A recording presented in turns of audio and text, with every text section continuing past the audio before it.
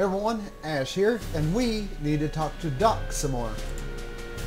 Psst, Doc! Marty! Have you found my younger self yet?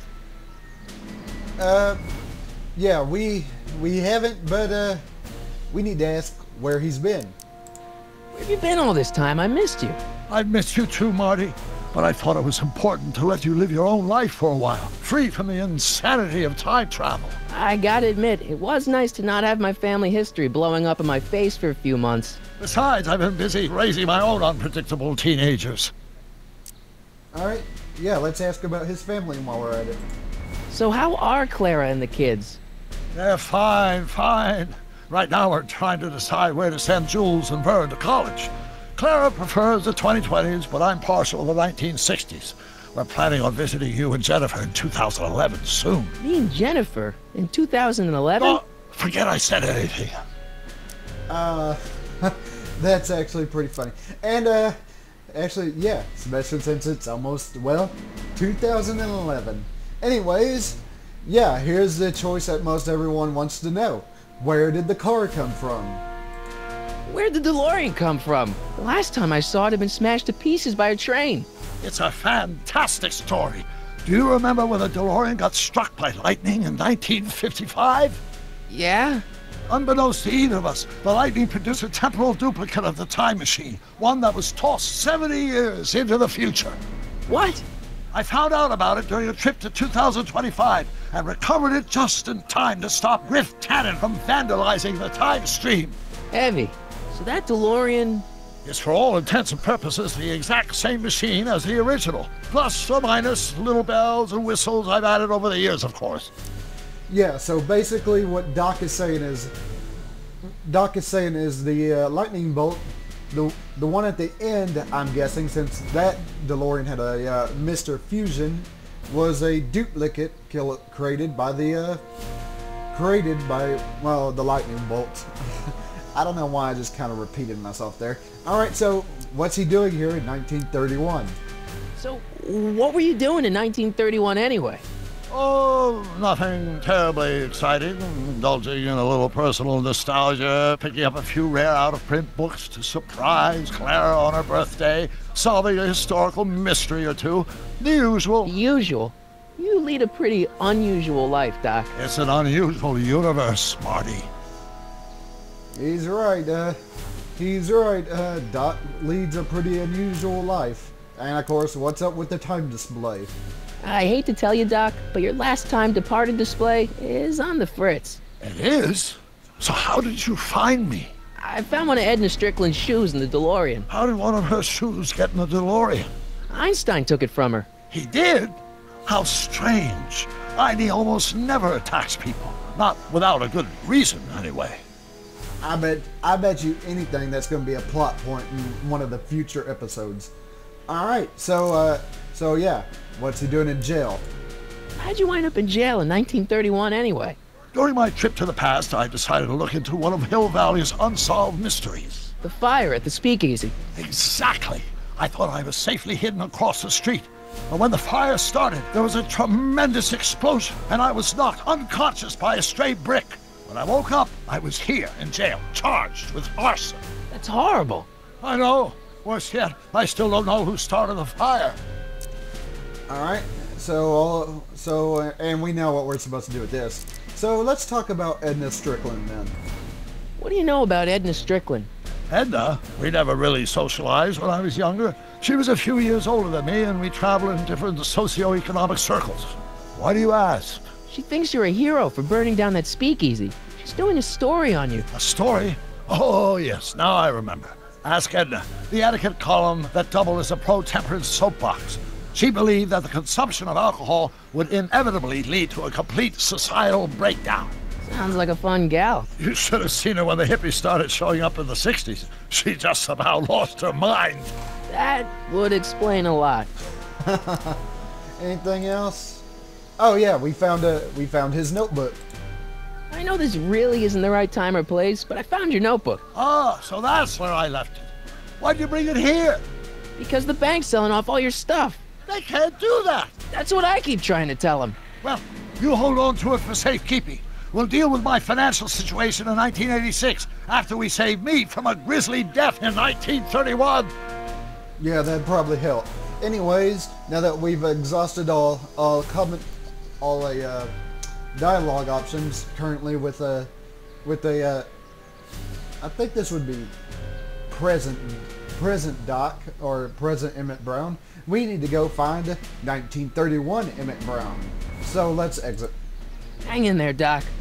Not the best choice of words, Marty. Alright, we need to go over here to the soup kitchen.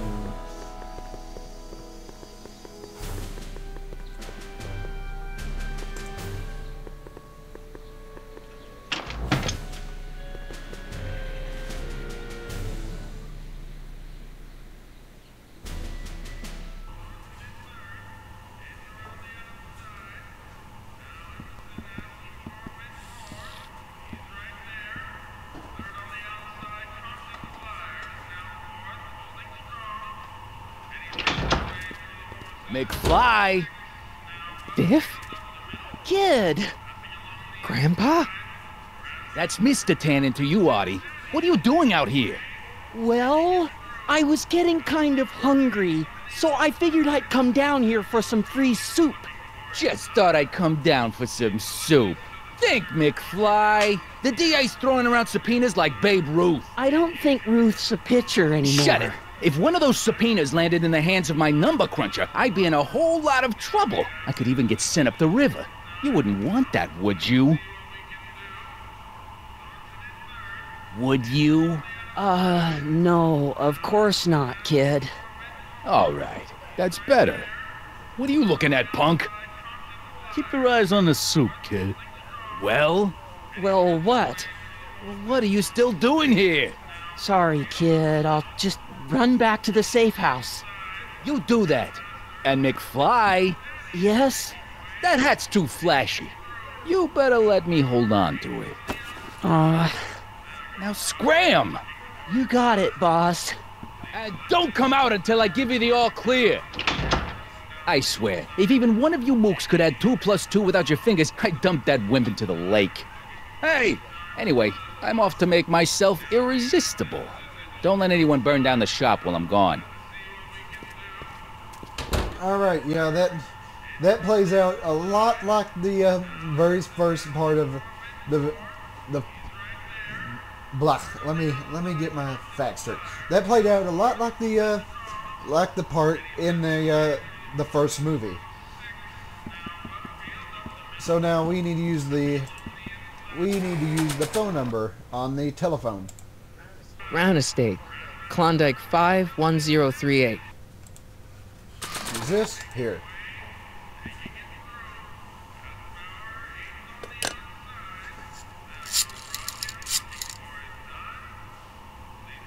Brown resident? Hi. Do you know where I could find Emmett Brown? Young Master Brown is currently tending to his clerking duties at the courthouse. Who may I say is calling?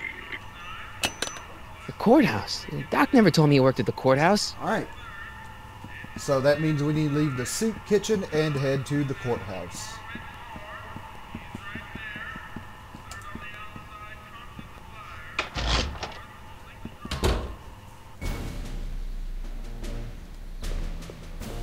Head past the car. Whoops, I didn't mean to do that.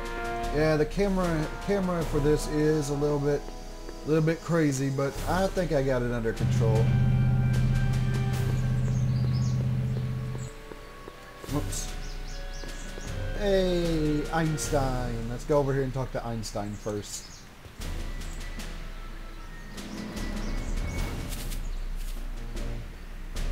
Hey, how you doing, Einie? Yeah, I just wanted to go over there and talk to the dog. Alright.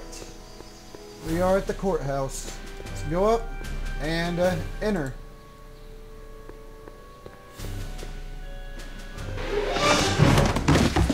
Don't touch those. These are very sensitive legal documents. Nobody is supposed to handle them but sworn officers of the court.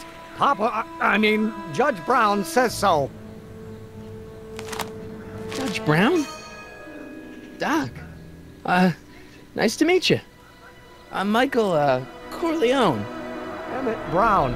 But I am a law clerk, not a doctor. Now please get out of my way. I have important business to transact.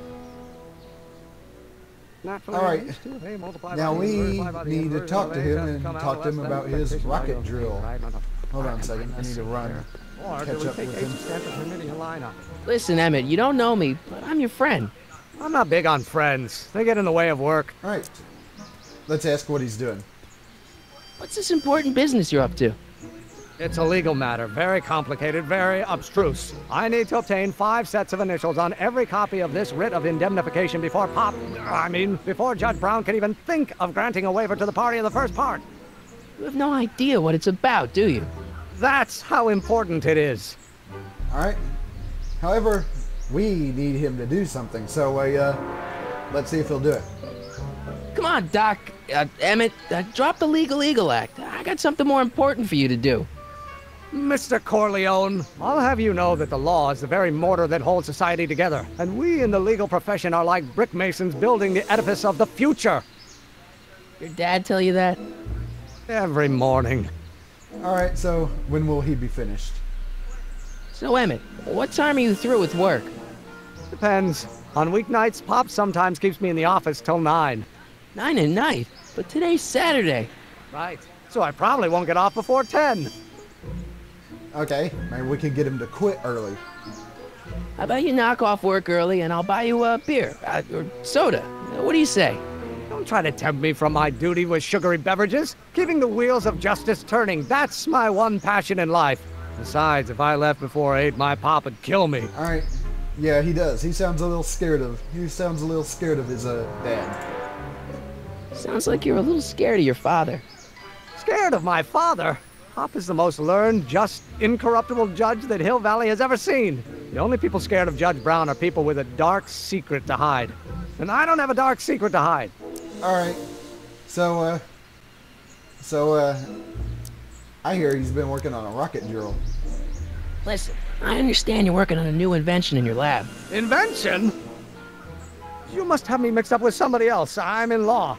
I have absolutely no interest in science. Oh, wait, is that even possible? Oh, let's start over. All right. Force equals mass times acceleration, of course. That's Newton. I think that's all I can fit in this video.